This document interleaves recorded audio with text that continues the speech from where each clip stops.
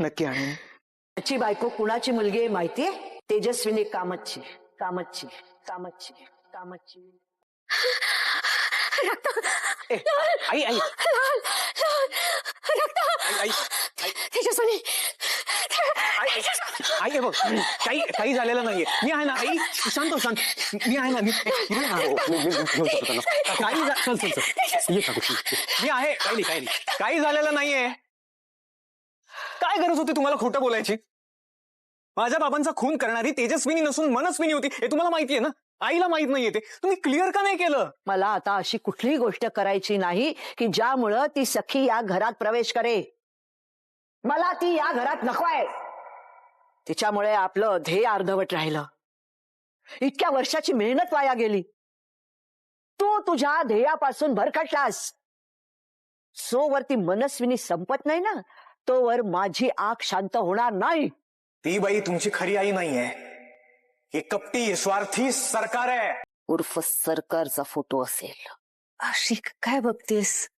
एक विचारू? हो, तू खरच तेजस्विनी आहेस? तू खरच खरी तेजस्विनी आहेस की की मनस्विनी आहेस? मनस्विनी. बाबांना मारणारी मनस्विनी होती. तेजस्विनी कामतांची जुळी बहीण.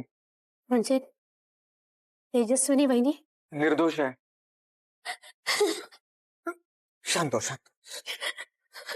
ये इथे बस. ये ये. शांत हो, शांत. बस. शांत हो.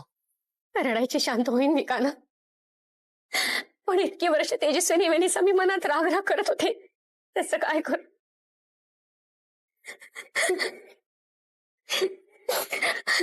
मला मला एकदा तिला भेटायचंय. फक्त एकदा घेऊन चल मला. अरे ती माझी खूप छान मैत्रीण होती. तू लहान होतास ना तेव्हा. एकदा घेऊन चल मला. तिची आणि माझी भेट घडवशील ना? मला प्रश्न विचारण्यापेक्षा स्वतःच्या मनाला विचार. तूच सांग मला, मी खरी आहे की खोटी आहे? तेच तर नाही माहित ना.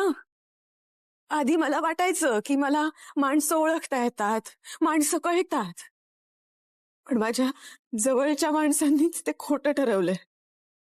आपल्या माणसांनीच इतकं दुःख दिलंय की आता कोणावरच विश्वास ठेवावा असं वाटत नाही. म्हणून मी तुलाच विचारलं, तूच सांग, कोण आहेस तू? सखी, आता जास्त विचार करू नकोस.